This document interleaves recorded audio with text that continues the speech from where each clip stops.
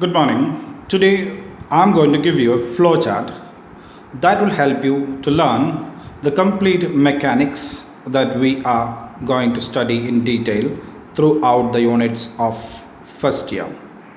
So I would like to call this flowchart as a flowchart of mechanics or a mechanical flowchart. Here we will see all the quantities and their relationships as well as the rules which are connecting the quantities together. So let us start the making of the flowchart of the mechanics. As we all know, for any flowchart there have to be some input quantities. So in order to study the mechanics of any particle or any system or any body, the input parameters of the system are: first input quantity we can say is the mass of the particle. The first one is the mass of the particle, and it is expressed with the symbol of m in physics.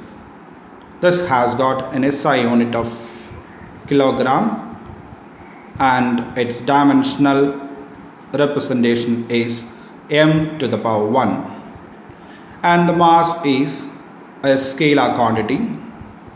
So this completes the physical entity which gives rise to the gravitational interaction of the particle, that is the mass, which has got kilogram as its SI unit, m to the power 1 as the SI dimensional formula, and it's a scalar quantity.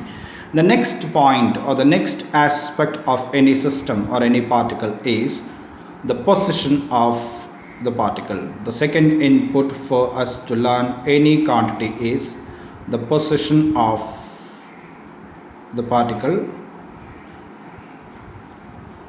represented with the symbol r vector, and the SI unit of this one is meter, and the dimensional formula is L to the power 1.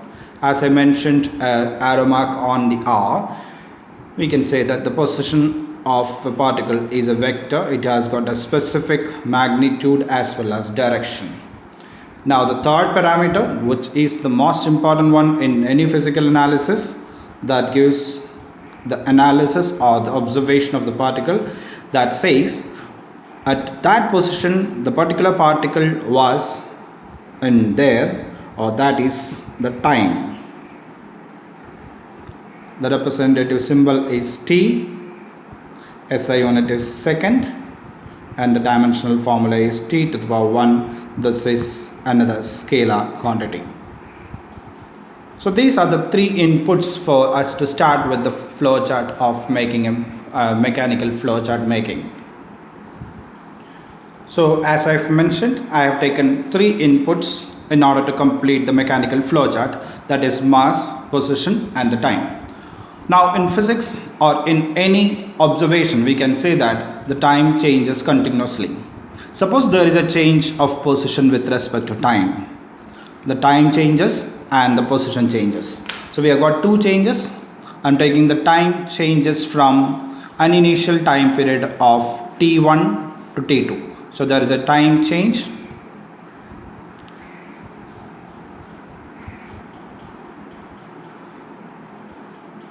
A small change of time, I am representing it as, say, delta t.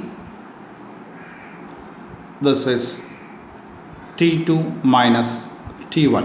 So a process happened when the time changes from t1 to t2. Suppose there is a change of position for the particle. We will say that the particle has got displaced from its initial position to a final position. So I can call that particular quantity as the displacement of the object or displacement of the particle.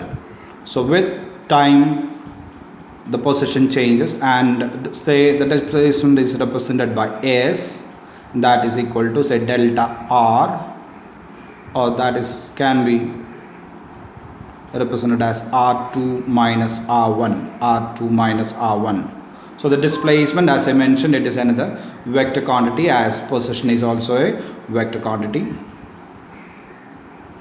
Its unit is same as meter and dimension is L to the power 1. So we got S as delta r, and time changes from t1 to t2.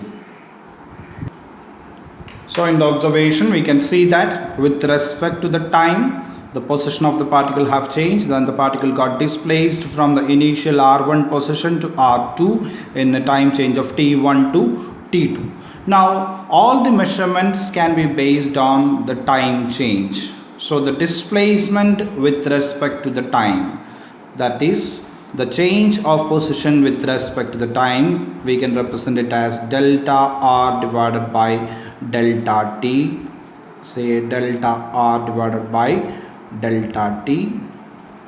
This is change of position with respect to time. We call this one as the velocity of the object. The velocity of the object. So we are getting the next parameter of analysis, which is the velocity of the object represented by v, which is delta r divided by delta t. You can see that the change is on a time interval from t1 to t2. So I can call this one as an average velocity in between the time interval t1 to t2. Suppose we are interested to find a velocity at a particular instant, that is called as the instantaneous velocity, that can be represented as dr divided by dt. The details we will see when we are into the detailed analysis of mechanics. Or we can say that the velocity can be expressed as the first differential of the position vector, or it is a rate of change of position vector. Rate of change of position vector with respect to time, or that is the first differential of position vector. And we can see the SI unit of the velocity is meter per second, and its dimension can be expressed as lt to the power minus 1, and this also is a vector quantity. So I have got the next parameter. Suppose the change of position from r1 to r2 is not with a uniform velocity. Suppose the velocity is changing with respect to time. That means from t1 to t2. If the velocity changes from one value to another value, say v1 to v2, we can represent the change of velocity as delta v, and we can make a measurement with respect to the time, that is delta v divided by delta t, delta v divided by delta